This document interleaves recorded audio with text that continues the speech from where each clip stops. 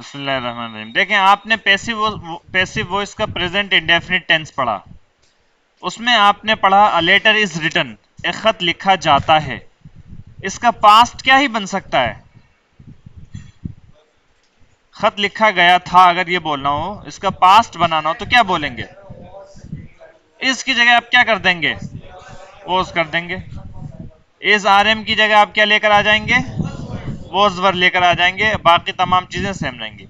A letter is written, past बन जाएगा इसका क्या? A letter was written. A letter is not written, past बन जाएगा इसका क्या? A letter was not written. ठीक है। वो is a letter written, was a letter written. Is a letter not written, was a letter not written. Why is a letter written, why was a letter written. Why is the letter not written, why was the letter not written. ठीक है जी। तो ये हो गया आपका present indefinite और ये हो गया आपका पास्ट इंडेफिनिट। पास्ट इंडेफिनिट में हेल्पिंग वर्ब क्या इस्तेमाल होगी? वॉज और वर इस्तेमाल होगी। कहाँ कहाँ वॉज इस्तेमाल होगी, कहाँ कर वहाँ वर इस्तेमाल होगी। अगर आप टेंस की शीट देखेंगे तो आपको मिल जाएगा। वैसे ये चूंकि इतनी दफ़ा आ चुका है तो आपको परेशानी नहीं होनी चाहिए कि कहाँ पर ही आएगा, कहाँ पर सॉरी कहाँ पर वॉज आएगा और कहाँ पर वर आएगा। फिर भी आप देख लीजिए, वॉज इस्तेमाल होगा आई ही शी इट सिंगुलर के साथ, वर इस्तेमाल होगा वी यू दे और प्लूरल के साथ। एक्टिव में पास्ट इंडेफिनिट क्या है? ही रोट अ लेटर, ये है पास्ट इंडेफिनिट एक्टिव वॉइस में। क्या? ही रोट अ लेटर, उसने खत लिखा। फिर जब इसको नेगेटिव बनाएंगे तो बन जाएगा he didn't write a letter, उसने खत नहीं लिखा। तो ही रोट अ लेटर ये एक्टिव है। अगर इससे आपको पैसिव बनाना है तो कैसे बनाएंगे? ऑब्जेक्ट को सबसे पहले सब्जेक्ट बनाएंगे, ही रोट अ लेटर, और लेटर को आप बनाएंगे पैसिव वॉइस में क्या? Subject, a letter. फिर उसके बाद पास्ट इंडेफिनिट बना रहे हैं तो पास्ट इंडेफिनिट की हेल्पिंग वर्ब क्या है? वॉज और वर है पैसिव में, तो वॉज लेकर आइए, अ लेटर वॉज। फिर उसके बाद वर्ब लेकर आना है। वर्ब पास्ट में कौन सी, पैसिव में कौन सी फॉर्म में इस्तेमाल होता है? थर्ड फॉर्म में, अ लेटर वॉज रिटन। अब अगर ही को जिक्र करना है तो, या एजेंट को जिक्र करना है या डोअर को जिक्र करना है तो बाय के जरिए से करना है। तो a letter was written by him. ठीक है। अच्छा जी, यहां पर ये दो कंजुगेशन है, देख लीजिए। A letter was written, a letter was not written, was a letter written, was a letter not written, why was a letter written, why was a letter not written. और इसका पास्ट, सॉरी पास्ट में were के साथ, past indefinite passive voice were के साथ, you were forgotten, आपको फरामोश कर दिया गया, आपको भुला दिया गया, आपको नजरअंदाज कर दिया गया। You were not for, you weren't forgotten, मिलाकर बोलेंगे तो weren't, you weren't forgotten, were you forgotten, weren't you forgotten, why were you forgotten, why weren't you forgotten. ठीक है जी। आसान है, बहुत ही आसान है। आ जाइए इसकी एक्सरसाइज पर। आप पास्ट इंडेफिनिट टेंस की एक्सरसाइज निकालें अगर।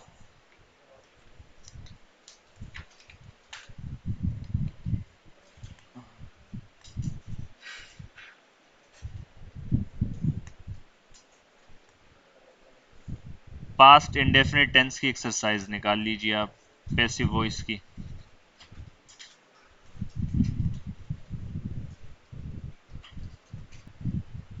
जी, आपके पास एक्सरसाइज मौजूद है। शुरू की 5-6 एग्जांपल्स जो है इंग्लिश के अंदर दी गई हैं। आप इनको पढ़ लीजिए, थोड़ा सा आपको आइडिया भी हो जाएगा कि पैसिव वॉइस पास्ट में किस तरीके से बन रहा है। पहली एग्जांपल है क्या? The bank was raided late at night. The bank was raided late at night. Late at night का मतलब होता है, लिख लें इसके माना साथ साथ लिखते चलें। लेट एट नाइट, देर रात में। लेट एट नाइट, देर रात में। देर रात में।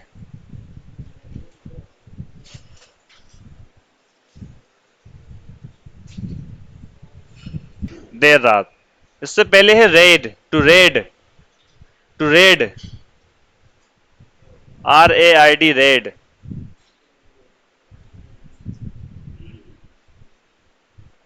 छापा मारना।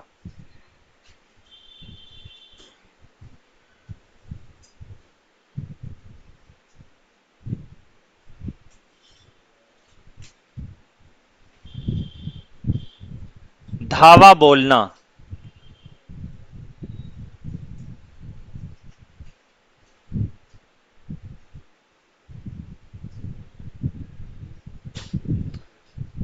और इसके माना लूटना भी होता है।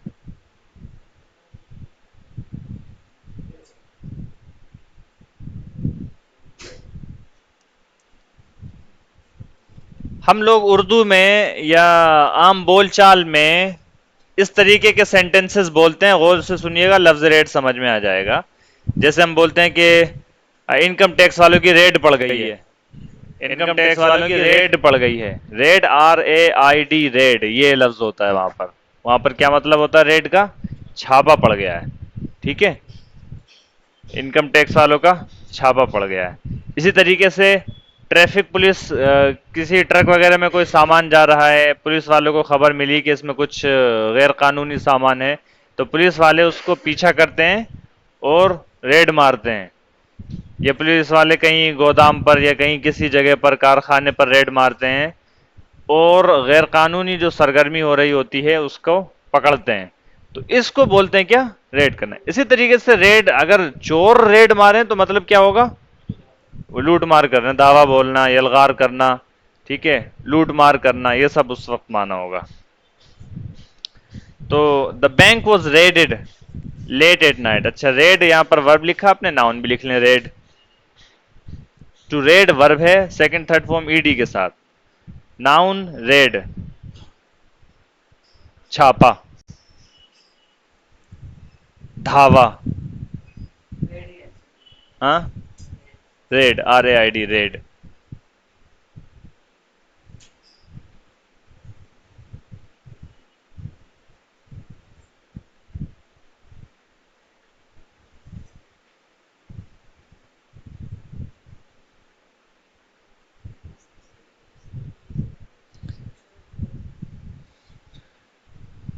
The bank was raided late at night. The child was rebuked for his misconduct.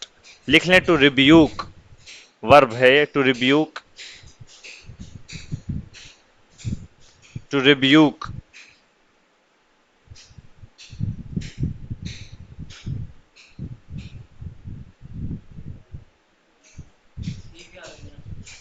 जी, ई आएगा। फटकार लगाना, फटकार लगाना, डांटना,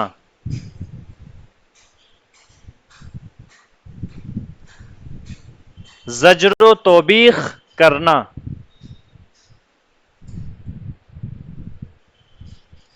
तारिक ने फोन, अपना पेन जो है गिरा दिया कि ये नहीं लिख रहे हम, क्या फायदा इसको लिखकर।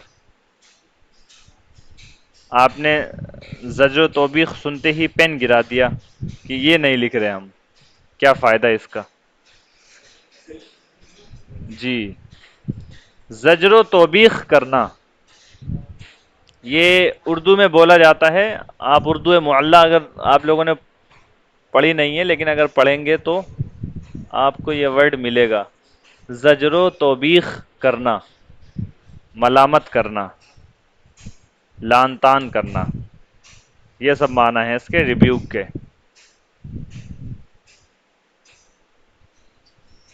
जैसे बच्चे वगैरह शरारत करते हैं तो उनको डांट डपट देते हैं, उसके लिए आप रिब्यूक का लफ्ज इस्तेमाल कर सकते हैं। आया है ये लफ्ज, हाँ।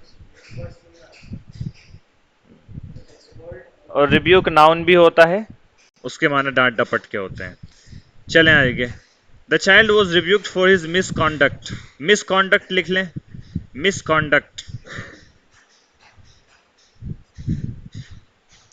ये hammer and chisel, I can hear the sound of hammer and chisel. What's going on? Misconduct जी, साथ में पूरा एक साथ।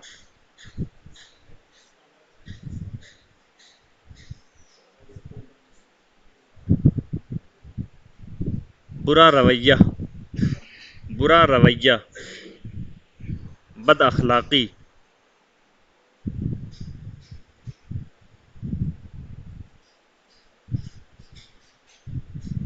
बुरा रवैया, बद अखलाकी।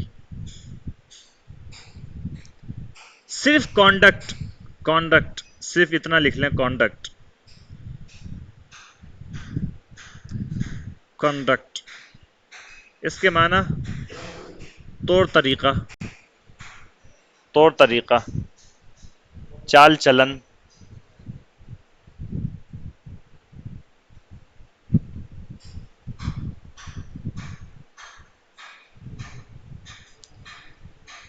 तौर तरीका, चाल चलन।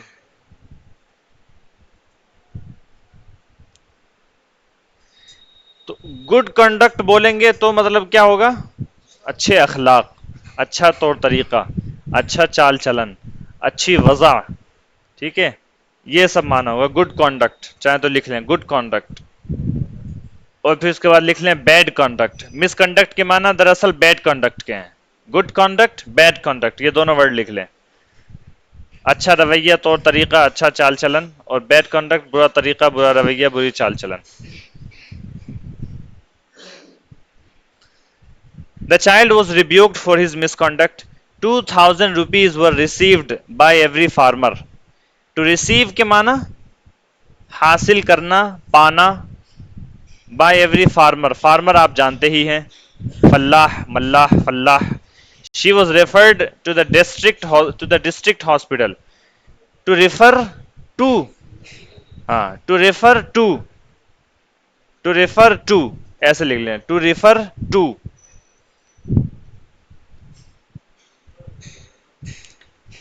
रेफर सिंगल आर आएगा, to refer to, to refer to, हाँ।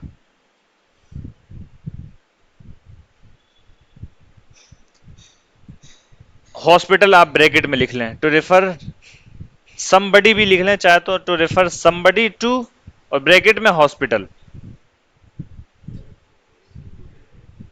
यहां पर हॉस्पिटल के लिए इस्तेमाल है। To refer somebody to hospital का मतलब होता है किसी को हॉस्पिटल भेजना, मुंतकिल करना। To hospital, to refer somebody to hospital.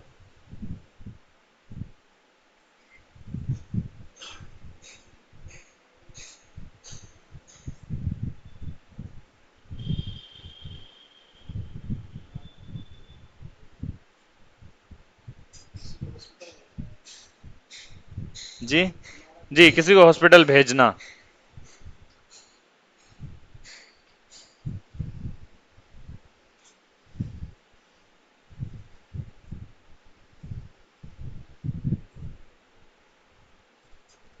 Hospital के सुपुर्द करना, ठीक है, हॉस्पिटल भेजना, ये माना हो जाएगा।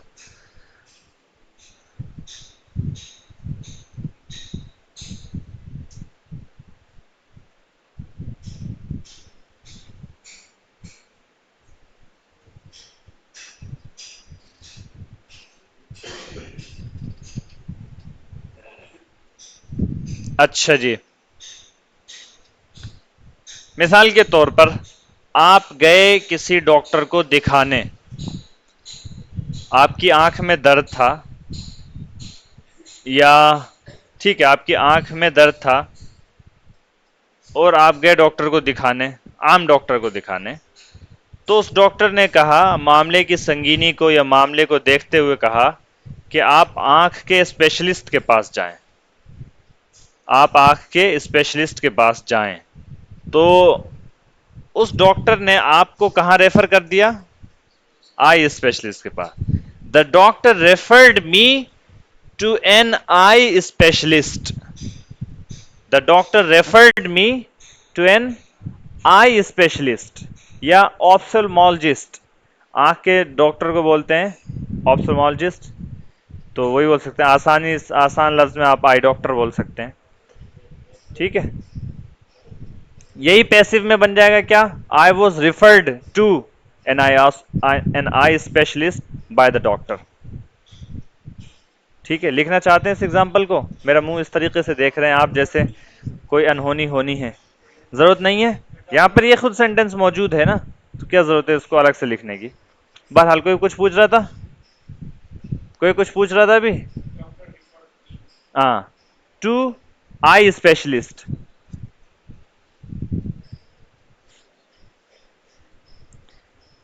कोई केस आप लेकर गए किसी वकील के पास और वहां पर केस आपका हुआ, फिर आपका वो केस जो है और अदालत आलिया में मुंतकिल कर दिया गया, भेज दिया गया, तो your the matter was referred to the high court. The matter was referred to the high court, मामले को हाई कोर्ट भेज दिया गया। तो रेफर का मतलब होता है बुनियादी तौर पर एक जगह से दूसरी जगह भेज देना, एक जगह से दूसरी जगह मुंतकिल कर देना, एक के सुपुर्दगी से लेकर किसी चीज को दूसरे के सुपुर्द कर देना, दूसरे के मुताल्लिक कर देना, दूसरे के मंसूब कर देना। ठीक है, यह मतलब होता है रेफर का। इसके अलावा किताबों को रेफर करना अगर बोले हम, तो मतलब होगा किताबों को देखना है, किताबों के हवाले देखना, किताब या किताबों के हवाले देखना। आप चाहें तो लिख सकते हैं ऐसे, क्या?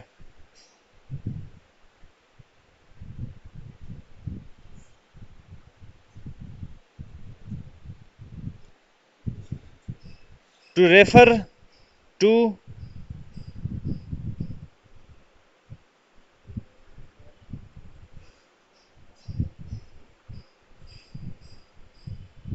और फिर उसके बाद आप ब्रैकेट में लिख लें notes books, notes books. Note होता है note, NOT, note, notes books.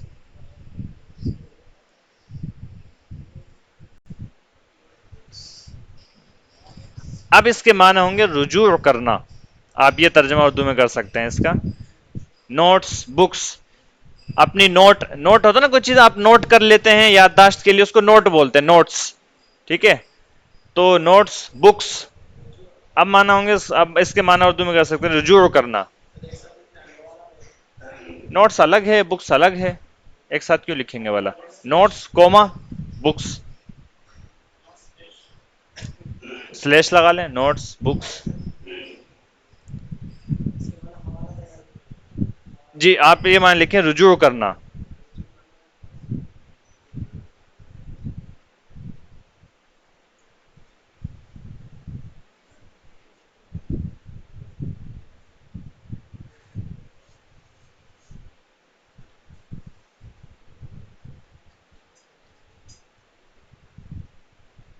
हवाला देना भी इसका माना होगा, हवाला देना, किताब वगैरह का हवाला देते हैं ना।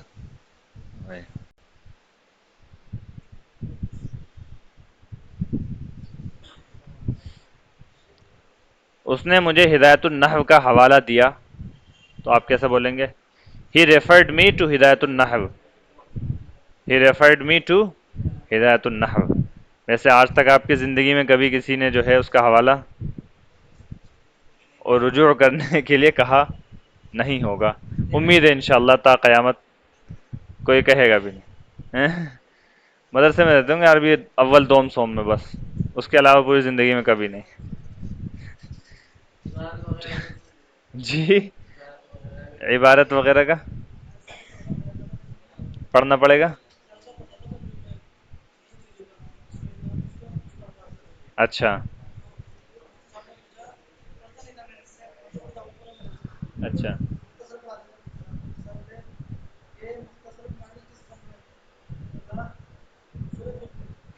अच्छा। हाँ, सही बात है। जी,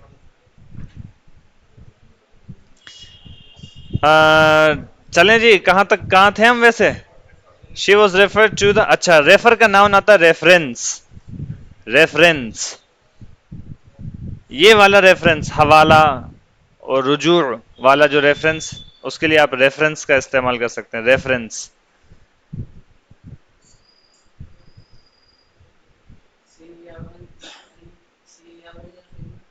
रेफर पूरा लिखने के बाद ENCE, CE, रेफर पूरा लिखें, फिर उसके बाद ENCE, रेफरेंस।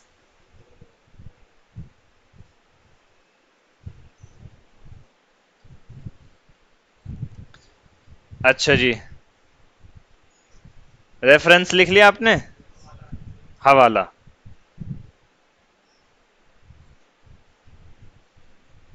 इशारा, इशारा भी लिख लें।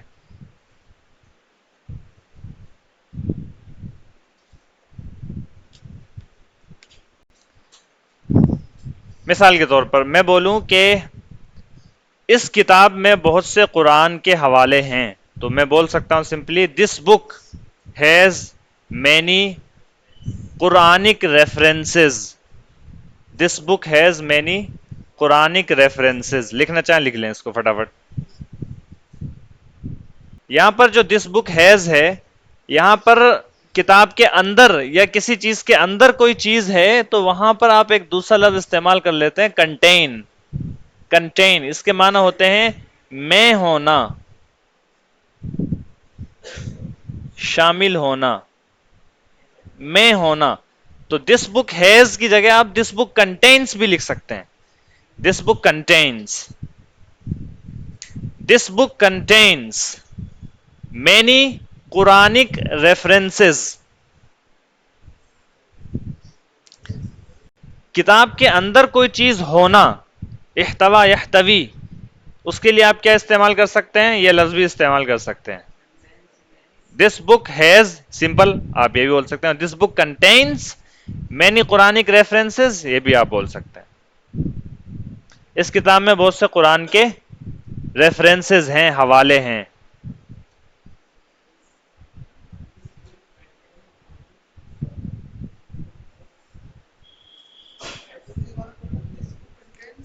Many Quranic references.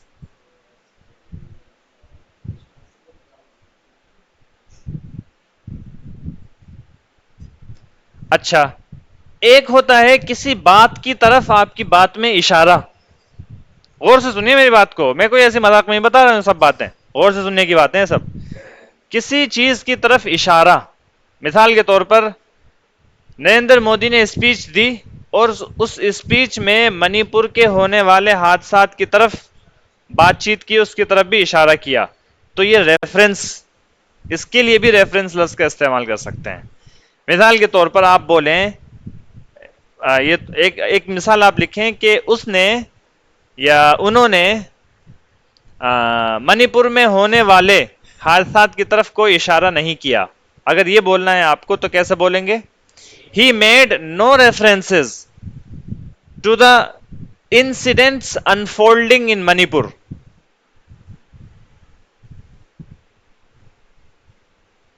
अस्सलाम वालेकुम।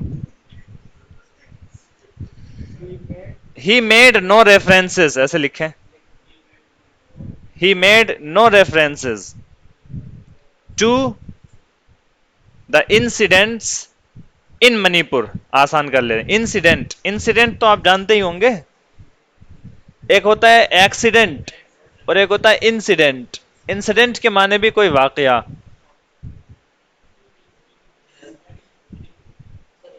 कोई बात, कोई हादसा। He made no references to the incidents in Manipur. पहले मैंने एक लफ्ज बोलता unfolding, to the incident unfolding. Unfolding का मतलब यह है कि जो रूनुमा हो रहे हैं वहां।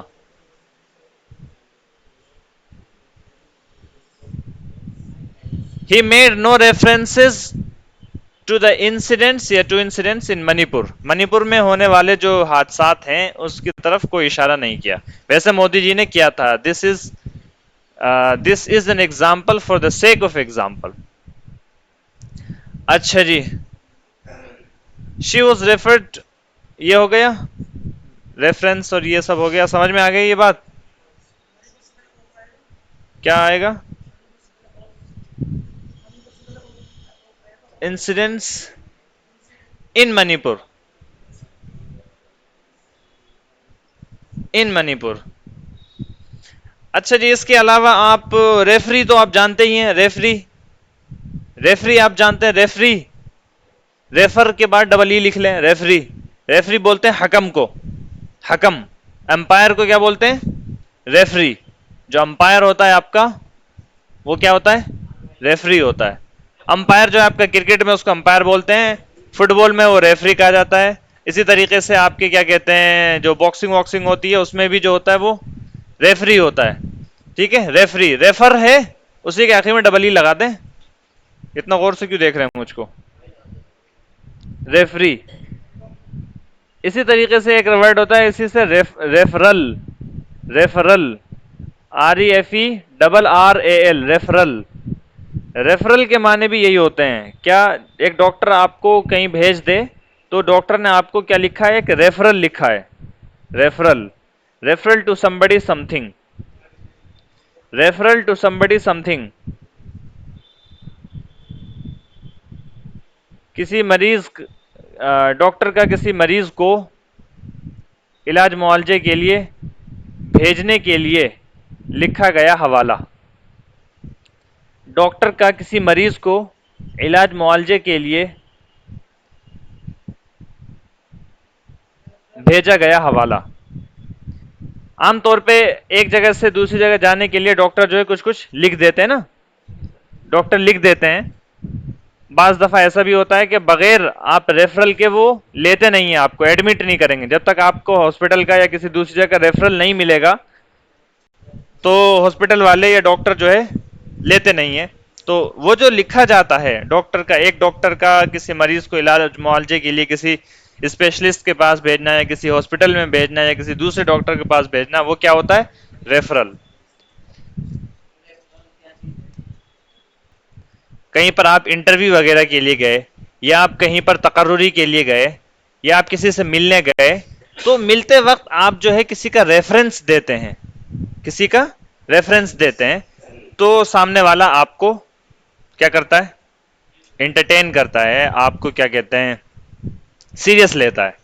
मिसाल के तौर पर क्या कहते हैं, आप मुझसे मिलने आए और आप मुझे किसी बड़े शख्स का हवाला दें, तो मैं क्या करूंगा? आपकी आपको थोड़ा सा खातिर तवाज़ो करूंगा, आपको तवज्जो दूंगा।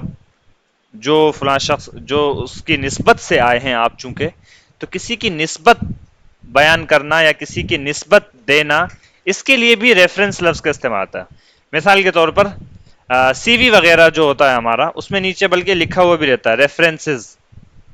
किसी के रेफरेंस से आप कहीं पर इंटरव्यू के लिए जा रहे हैं तो आप उसका नाम लिख देते हैं।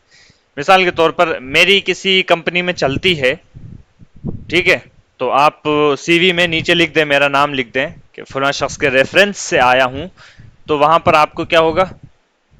ज्यादा आपको रेस्पेक्ट दी जाएगी, या यूं कह लीजिए कि ज्यादा आपको लायक या काबिल समझा जाएगा उस जॉब के। ठीक है। और बाज दफा तो इंटरव्यू भी नहीं होता अगर कोई मोटा सा आदमी हो तो। मोटा से मुराद मतलब वैसे मोटा नहीं, ठीक है, मतलब ये है कि अगर बावजन आदमी हो, वजनी आदमी हो, ठीक है, तो बाज दफा इंटरव्यू भी नहीं होता, ऐसे ही रख लेते हैं।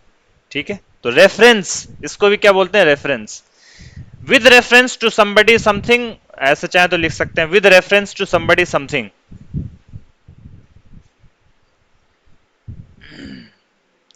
विद और रेफरेंस टू समबडी समथिंग। बहवाला फुलां के, बहवाला फुलां के।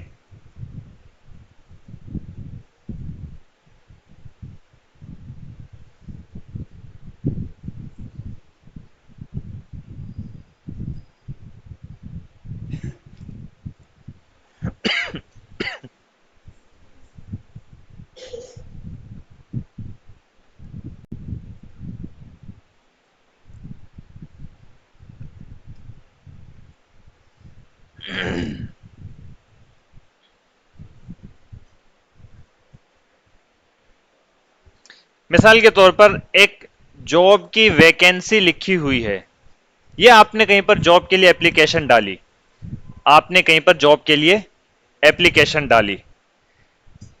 अब जो इंटरव्यू लेने वाले थे उन्होंने आपकी एप्लीकेशन देख ली, अब वो आपको इंटरव्यू के लिए बुलाना चाहते हैं। ठीक है, तो वो लिखेंगे इस तरीके से, आपको ईमेल में इस तरीके से वो लिख सकते हैं, I am writing this letter या I am writing this email with reference to your job application. मैं आपके जॉब एप्लीकेशन के हवाले से आपको ये ईमेल लिख रहा हूं। I am writing this email with reference to your job application. ऐसे करके आप सी फूड खा सकते हैं, जायज है। With reference to somebody something, बहवाला फुला के या बहवाला किसी के। I am writing this letter या I am writing this email, अब तो लेटर का वो नहीं रहा जमाना, तो I am writing this email with reference to your job application.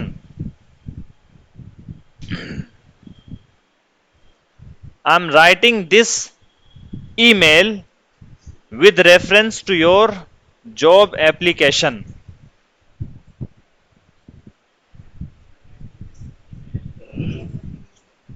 मैं आपकी जॉब की या मैं आपकी जॉब की दरखास्त के सिलसिले में या के हवाले से आपको ये ईमेल लिख रहा हूं। मैं आपको आपकी जॉब के हवाले से या स्लैश लगा के सिलसिले में ये ईमेल लिख रहा हूं। पूरा करने का इरादा नहीं है क्या आप लोगों का? 31 मिनट हो गए हैं, 3 सेंटेंस हुए हैं अभी।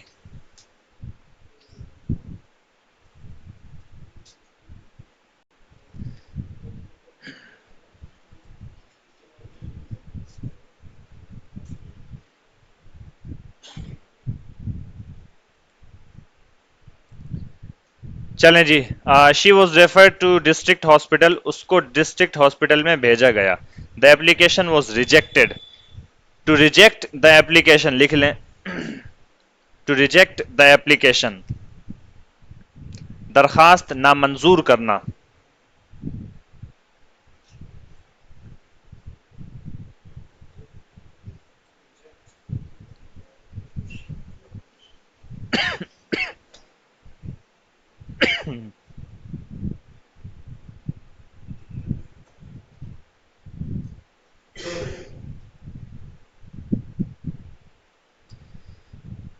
टू रिजेक्ट एप्लीकेशन अल्फाज से वाज़ेह है लेकिन फिर भी हमने लिखा दिया है। टू रिजेक्ट एप्लीकेशन, एप्लीकेशन को, दरखास्त को नामंजूर करना, रिजेक्ट करना। Rahul Gandhi was disqualified. To disqualify लिख लें, टू डिसक्वालीफाई।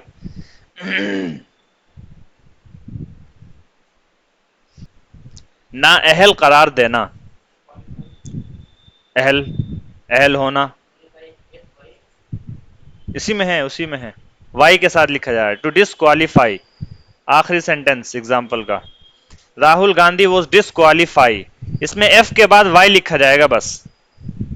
टू डिसक्वालीफाई, ना अहल करार देना।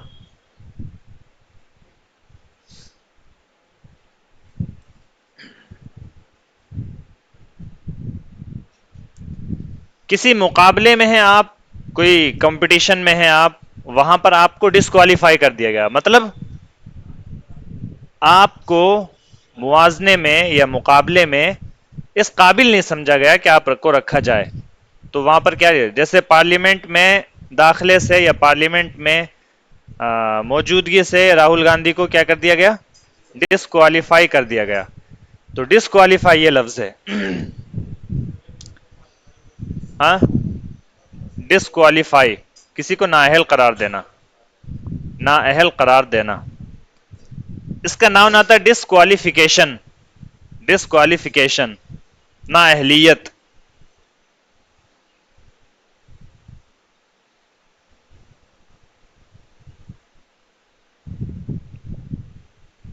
जैसे आपके ना चुने जाने की, आपके मुंतखब ना किए जाने की क्या वजह है, तो आप बोल सकते हैं, पूछ सकते हैं, what is the reason of your disqualification. केशन, एप्लीकेशन वाला, एफ के बाद डिसक्वालिफिकेशन। आपकी एक सेंटेंस ये लिखें, What is the reason of your disqualification? What is the reason of your disqualification? Disqualify का ऑपोजिट आएगा क्या? क्वालिफाई.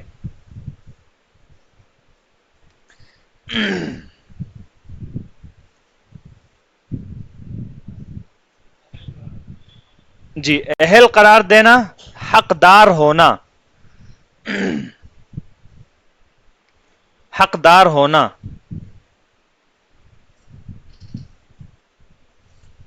शराइत पर पूरा उतरना. शराइत पर पूरा उतरना, मतलूबा शराइत पर पूरा उतरना.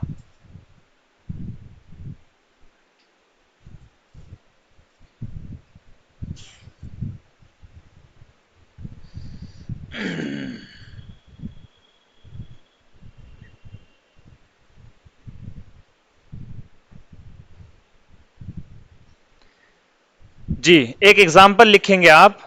This test will determine whether you qualify or not. इसका तर्जमा है this test will determine whether you qualify or not. ये टेस्ट इस बात को तय करेगा कि आप अहल हैं या नहीं, कि आप अहल हैं या नहीं, आप क्वालिफाई करते हैं या नहीं.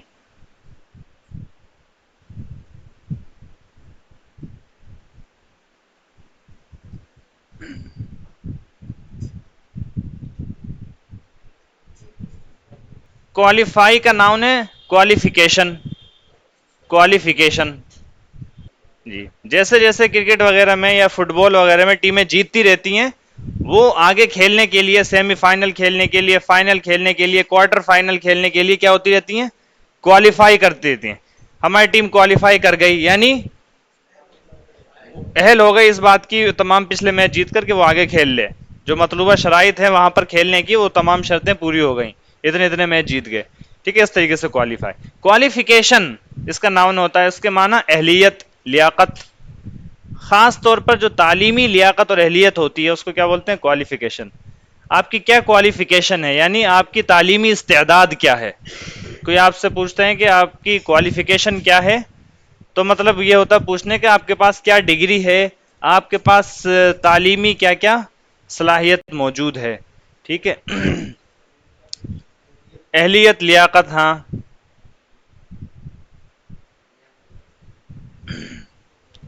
हुसूल सनद, सनद, सनद वगैरह को भी आप बोल सकते हैं.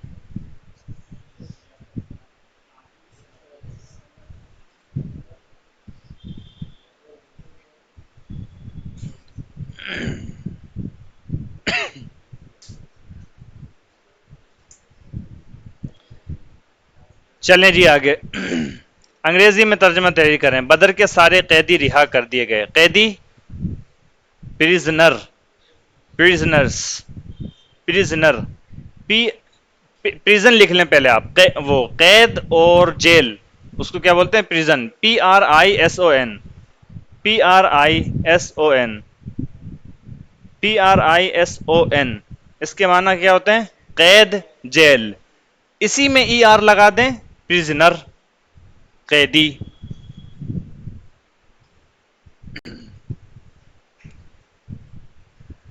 PRISON, prison. और प्रिजन में ER लगा दें, प्रिजनर, कैदी. एक कैदी, और S लगा दें तो जमा भी बन जाएगी, प्रिजनर्स. बदर के सारे कैदी रिहा कर दिए गए. रिहा करना आ गया है वर्ड आपका क्या? To equity. टू एक्विट, बरी करना, रिहा करना. कलीम को उसके ओहदे से हटा दिया गया. अरे ना, इन्ना अल्लाह. कलीम, फोन लगाओ जरा कलीम को, क्या बात हुई मालूम करो. तो कहां थे हम? कलीम को उसके ओहदे से क्या बात हुई? फोन किया किसी ने कलीम को? बात हुई कलीम से? क्या बोल रहे हैं? कलीम को उसके ओहदे से हटा दिया गया. अच्छा. Post, position. अच्छा, हटाने के लिए आप दो वर्ड इसमें लिख सकते हैं, टू डिसमिस और टू रिमूव. ये दो वर्ड आप इस्तेमाल कर सकते हैं, टू डिसमिस और टू रिमूव. हटाना, बरतरफ करना. हटाना, बरतरफ करना. डिसमिस और रिमूव. इसके अलावा टू आउस्ट, टू थ्रो और टू डिपोज, ये सब भी होते हैं, ये सब लेकिन थोड़ा टेक्निकल अल्फाज हैं। टू डिमोट भी यहां पर आप इस्तेमाल कर सकते हैं। ऐसे लिख लें, to dismiss somebody from his post, to dismiss somebody from his post, किसी को उसके ओहदे से हटाना।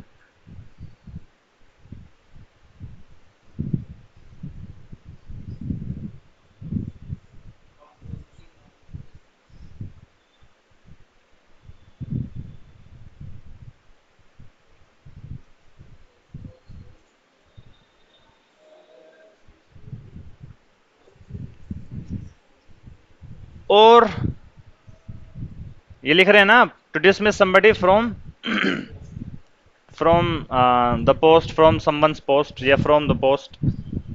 अच्छा जी, इसके अलावा एक लफ्ज जो आपने पढ़ा है उसमें, टू सैक समबडी, किसी को पढ़ा ही है आपने, टू सैक समबडी, सैक वाले उसमें बोरी, बोरी है ना, उसी से टू सैक समबडी होता है किसी को बरतरफ कर देना, किसी को। टू फायर समबडी, किसी को नौकरी से निकाल देना, टू फायर समबडी, फायर की आग वाली, FIRE, फायर। टू फायर होता है, टू फायर किसी को नौकरी से निकाल देना, टू फायर समबडी। और किसी को नौकरी पर रखना, टू हायर समबडी, किसी को नौकरी पर रखना, to hire somebody. To fire somebody किसी को नौकरी से निकालना, और टू हायर समबडी किसी को नौकरी पर रखना। चलिए दुआ कीजिएगा कलीम का कुछ हो जाए। कलीम को उसके ओहदे से हटा दिया गया। NDRF के जरिए सैकड़ों लोगों को बचाया गया। NDRF, NDRF लिखेंगे, सैकड़ों लोगों को बचाया गया। बचाना, टू सेव, बचाना, सैकड़ों लोग, hundreds of people, hundreds of people, सैकड़ों लोग। NDRF के जरिए सैकड़ों लोगों को बचाया गया। NDRF आप जानते हैं क्या?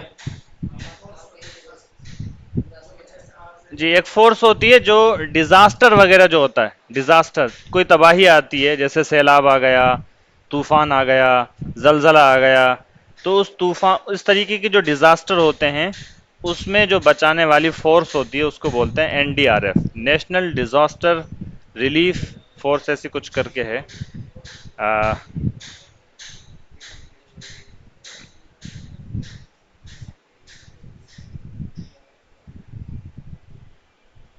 National disaster response force, NDRF, चाहे तो लिख लें, NDRF, national disaster response force. NDRF के जरिए सैकड़ों लोगों को बचाया गया। उसकी दरखास्त मुस्तरद कर दी गई। मुस्तरद करना, रिजेक्ट, और दरखास्त, एप्लीकेशन, ऊपर आ गया। उसे सदरुल मुदर्रिसीन के ओहदे के लिए मुंतखब किया गया। उसे सदरुल मुदर्रिसीन के ओहदे के लिए मुंतखब किया गया। मुंतखब करना, टू सिलेक्ट, ठीक है। सदरुल मुदर्रिसीन, हेड, हाँ, head, head master, head teacher, head of the teachers, ऐसे जी। उसके बाद है, हजारों घरों को गिरा दिया गया। हजारों घरों को, थाउजेंड्स ऑफ होम्स, हाँ, पीछे है सैकड़ों लोग, hundreds of people, thousands of home, thousands of home या थाउजेंड्स ऑफ हाउसेस।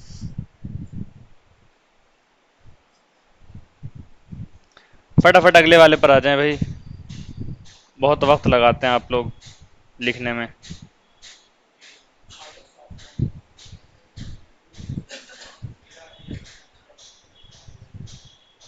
क्या फरमा रहे हैं? द आगे आगे अगली exercise, the murder accused was not sentence to death. Murder accused, कत्ल का मुलजिम, कत्ल का मुजरिम, ठीक है, कत्ल का मुलजिम, मर्डर अक्यूज्ड।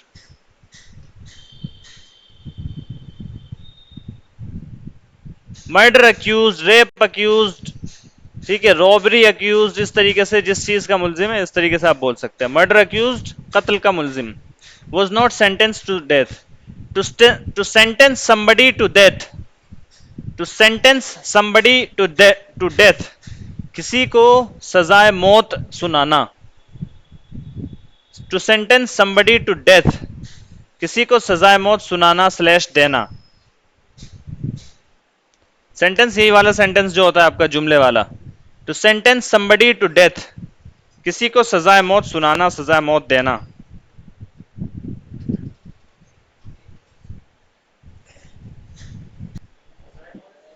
जी, डेथ सेंटेंस लिख लें, डेथ सेंटेंस सजाए मौत, डेथ सेंटेंस सजाए मौत।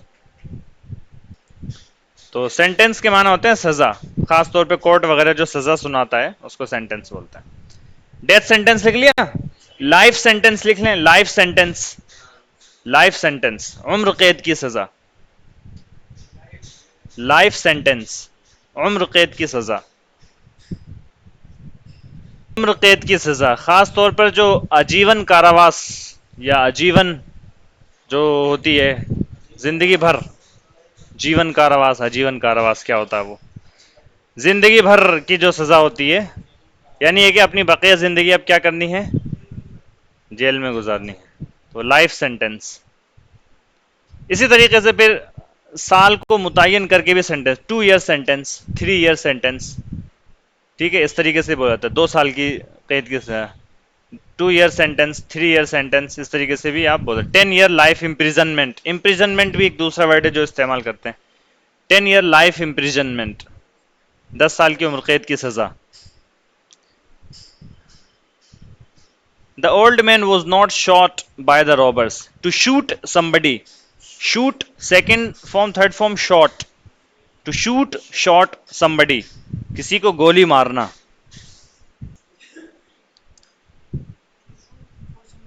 somebody, direct somebody।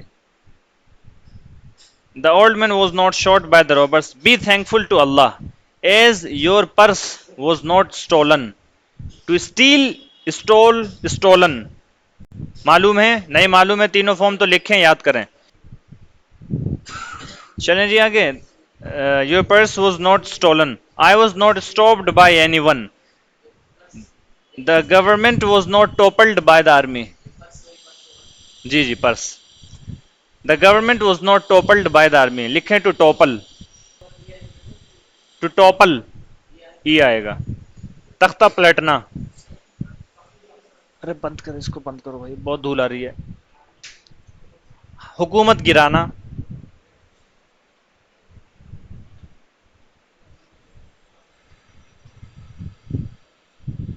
हुकूमत गिराना। अच्छा जी, the government was not toppled by the army. अंग्रेजी में तर्जुमा, मेरे साथ अच्छा सलूक नहीं किया गया। ठीक है, वीडियो तकनीकी खराबी की वजह से अपलोड नहीं हुआ। ठीक है, तकनीकी खराबी और technical glitch, technical glitch, glitch GLITCH। Technical पहले लिख दूं वरना इसका लिखना मसला हो जाएगा बहुत बड़ा, स्पेस आएगा बीच में। ठीक है, टेक्निकल गिलिच, तकनीकी खराबी।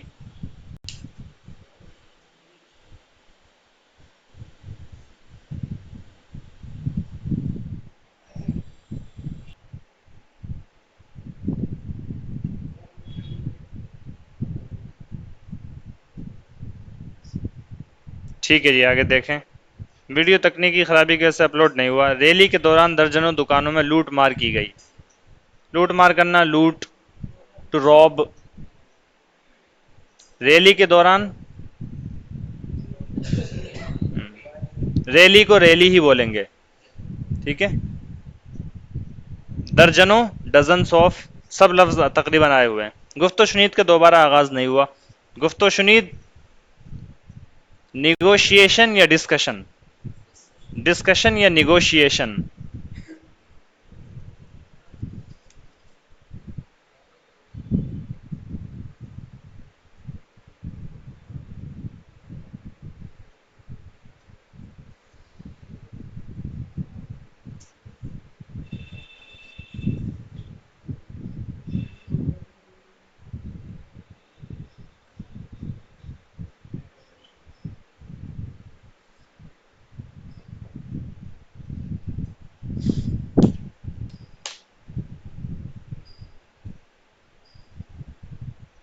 अच्छा,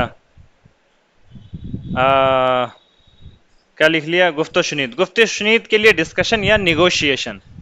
नेगोशिएशन होता है क्या? भाव ताव करना, भाव ताव करना, या क्या कहते हैं, मैं आपकी बात कहूँ, आप कुछ आप मेरी सुने, ये इसको क्या बोलते हैं? नेगोशिएट करना। अब वो भाव ताव किसी सामान को खरीदते वक्त भी हो सकता है, किसी मसले पर भी हो सकता है, ठीक है?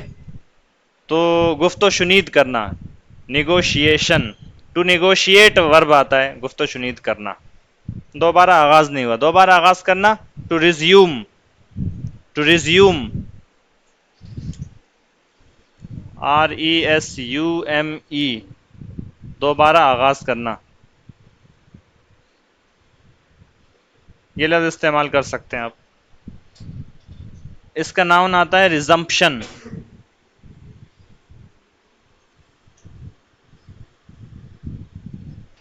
नाउन आता है इसका रिजम्पशन।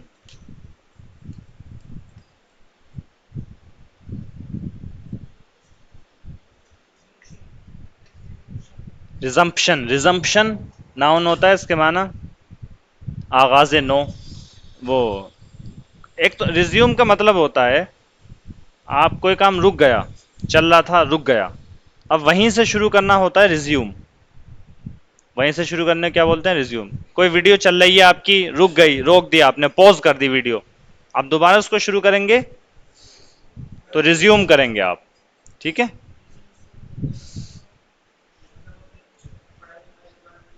जी जी, जैसे आपकी अभी ये मेरे ख्याल से नोटिस में वर्ड आया था, द क्लासेस विल रिज्यूम, यानी क्लास दोबारा शुरू होंगी। क्लास चल रही थी आपकी, 15 अगस्त आ गई, छुट्टी हो गई, क्लास दोबारा शुरू होगी, रिज्यूम, ठीक है? आपकी क्लासेस रिज्यूम होंगी यानी दोबारा से शुरू होंगी। नॉन रिजम्पशन, दोबारा से शुरुआत, आगाज। इसकी तजवीज़ नहीं गई, तो तजवीज़ देना, to propose, to propose, it से बना सकते हैं आप इसको, इट वॉज नॉट प्रोपोज्ड, इसकी तजवीज़ नहीं दी गई, इट वॉज नॉट प्रोपोज्ड, इसकी तजवीज़ नहीं दी गई। To propose, to propose, PROPOSE, to propose, noun आता है प्रोपोजल, तजवीज़।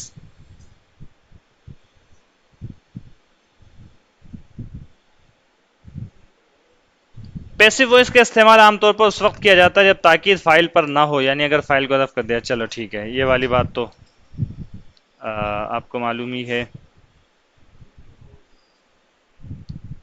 आगे देखें जी, अगला सफ़ा। Translate the following into Urdu. Was this house raided? Were you rebuked by your mother? Was the letter received by her? Was the patient referred to AIIMS? AIIMS hospital है, all India institute of medical science, AIIMS. जी जी, ये वाला सफदरजंग के सामने जो है, AIIMS, all India institute of medical science, AIIMS. Was her appeal rejected by the high court? Appeal, दरखास्त, अपील के माने भी दरखास्त, अपील, अपील उर्दू में अपील भी बोलते हैं, दरखास्त बोलते हैं। क्या सियासी कैदियों को रिहा किया गया?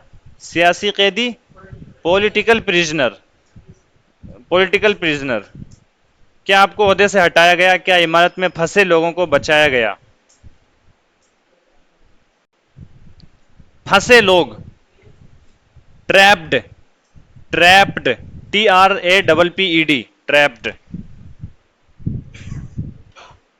TRAPPED, ट्रैप्ड, फंसे हुए लोग।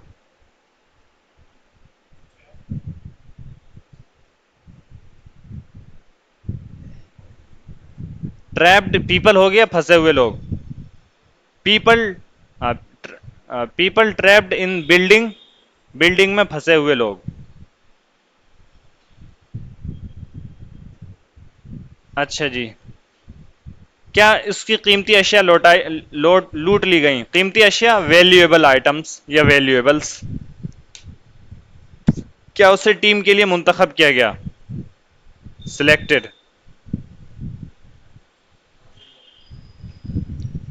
अगला सफा, जरा जल्दी जल्दी देखें हमें, ठीक है? Why was Why was he sentenced to life imprisonment? ये आ गया वर्ड लाइफ imprisonment जो बोल रहा था. लाइफ imprisonment उम्र कैद. उम्र कैद लाइफ imprisonment के माना उम्र कैद. यहां पर टू सेंटेंस को बतौर वर्ब इस्तेमाल किया सजा सुनाना. टू सेंटेंस सजा सुनाना.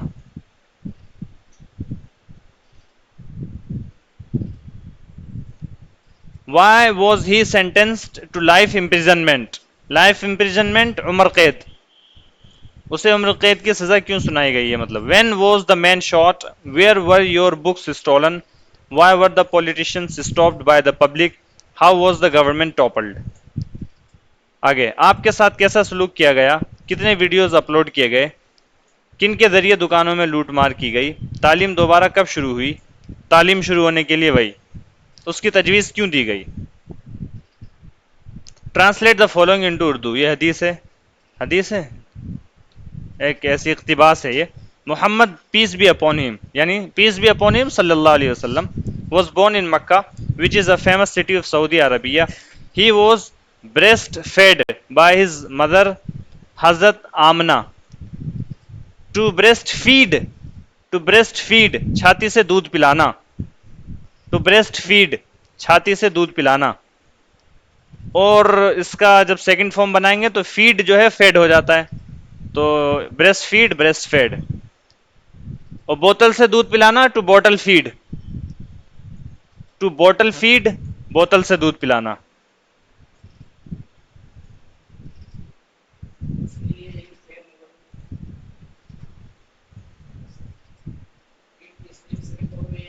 नहीं सेकंड फर्स्ट फॉर्म में डबल ईडी है.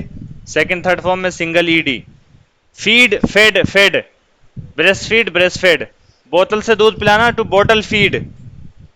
बोतल बी और डबल टी एल ई. बोतल फीड बोतल से दूध पिलाना. ठीक है जी. He was breast fed by his mother हजरत Amina may Allah be pleased with her. May Allah be pleased with her. ये रजी अल्लाह अन्हा का तर्जमा करते हैं. रजिया यरजा वाला. ठीक है. May Allah be pleased with her. By Suwaiba a female slave of his uncle.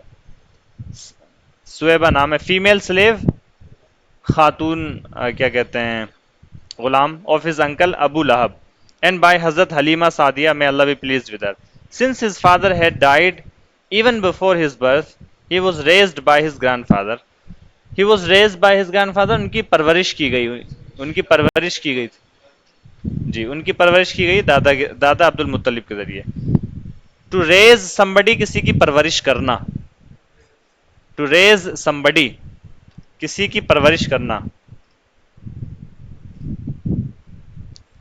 एक सेंटेंस बहुत मशहूर होता है बहुत मशहूर हो जाता है. I was born and raised in Delhi.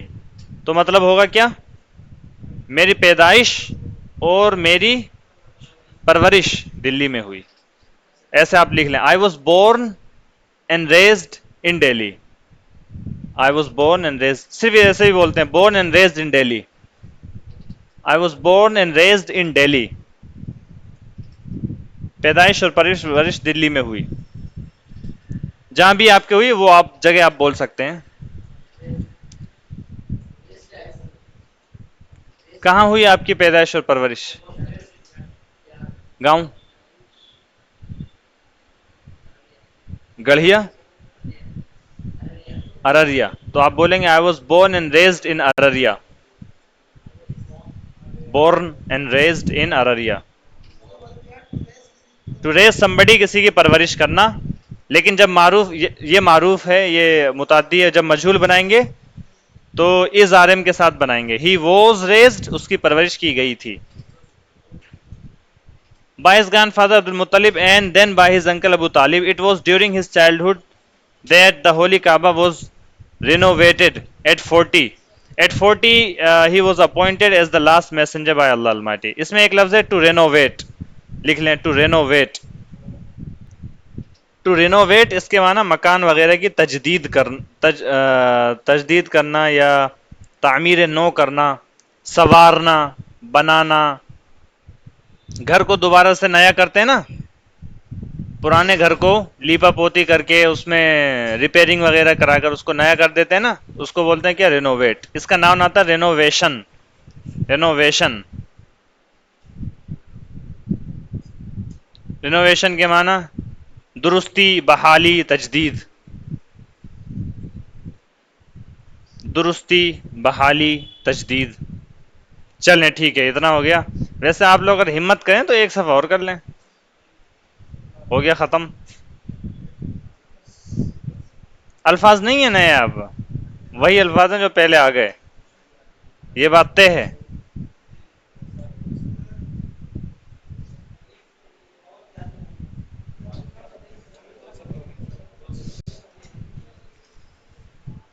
क्या फरमा रहे हैं? आज तो सबक है ही नहीं। कितने हो गए, एक सफ़ा हो गया? हो जाएगा मुद्दस्सिर इंशाअल्लाह। अल्फाज नए नहीं है इसके अंदर, घबराएं नहीं आप। चलें ठीक है, तम्मत बिल खैर।